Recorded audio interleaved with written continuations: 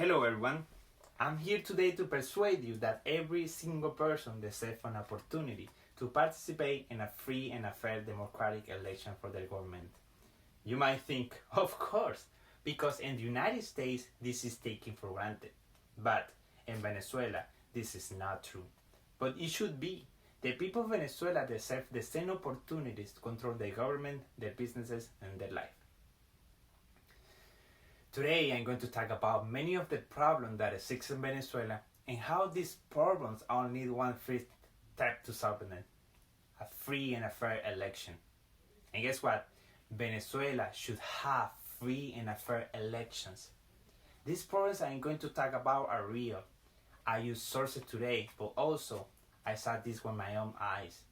It affected me and my family. So, to get started, on this map, Venezuela is the darkest red country in South America. That's not good news for the people of Venezuela. This map is provided by the Transparency International and shows the Corruption Perceptions Index. This is the most used measurement of how corrupt a country the government is. This is not good for the people of Venezuela.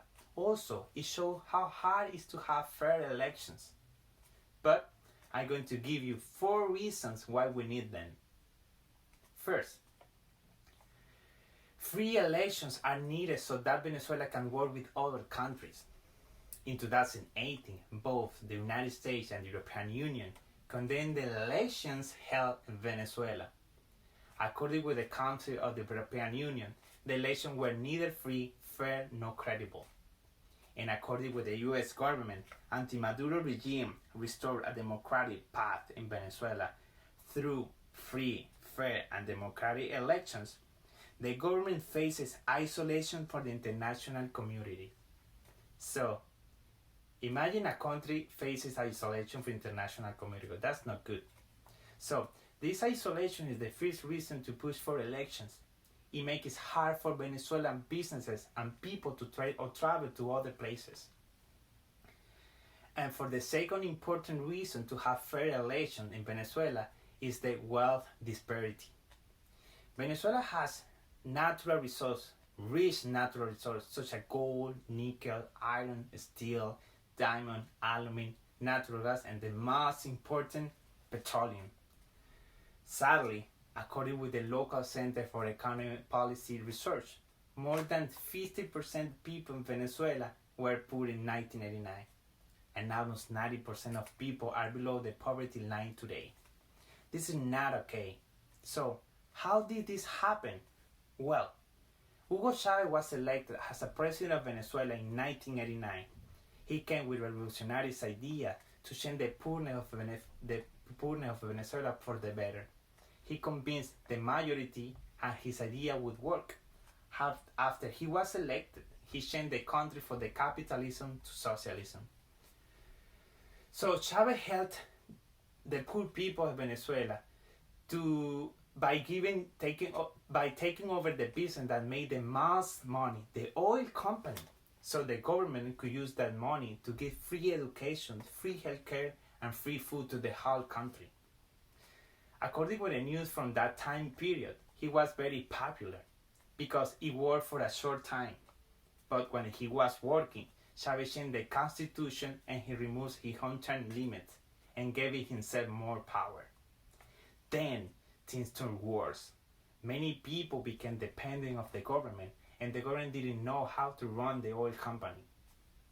Chavez replaced the original managers with his supporters, and then when the oil prices dropped, the government didn't have money for food, medicine, healthcare, but Chavez still stayed in the power.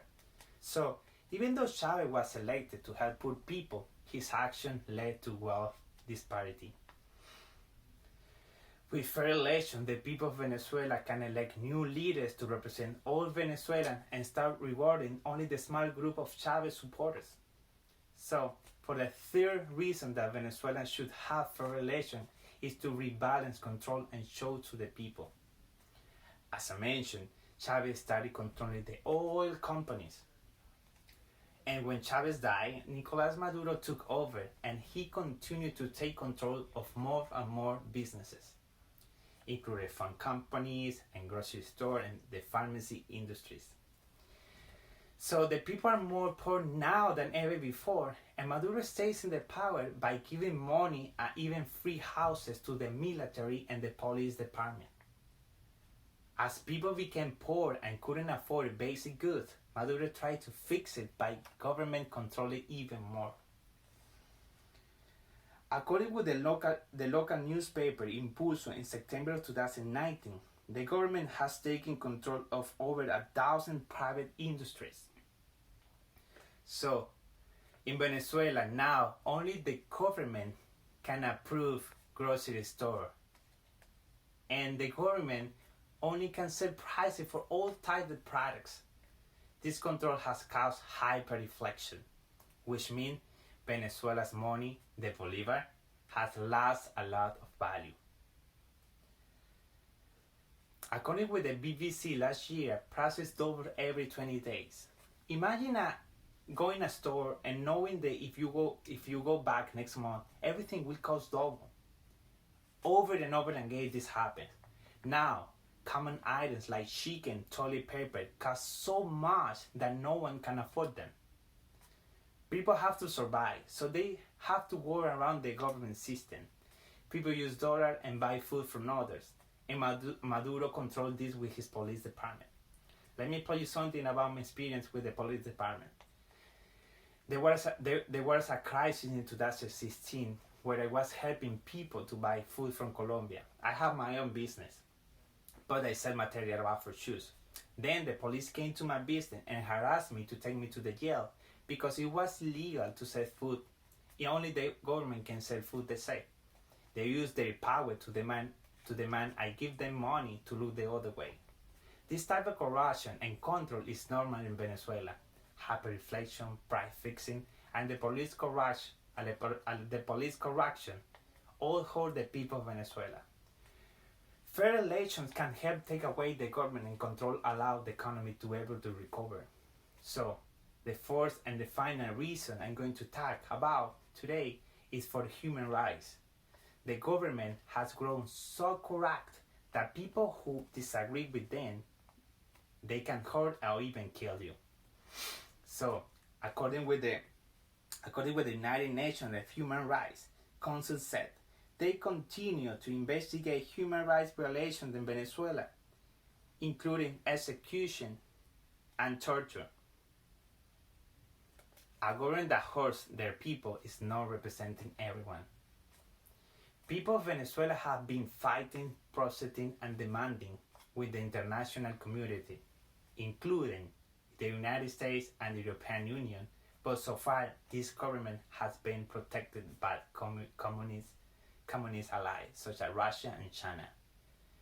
So no one believes that a government should have the ability to hurt their people, but well, they do. So to summarize today, I explained 4 reasons that Venezuela should have free and fair elections. Number 1, Venezuela needs to be able to work with the other free countries. Number 2, new leaders can represent all Venezuela and stop rewarding a few supporters. Number 3, Venezuelans deserve control and choice. And number 4, no government should ever continue if they violate human rights. I hope these 4 reasons are enough to show you that Venezuela should have free and fair elections to get on the right track. Thank you so much.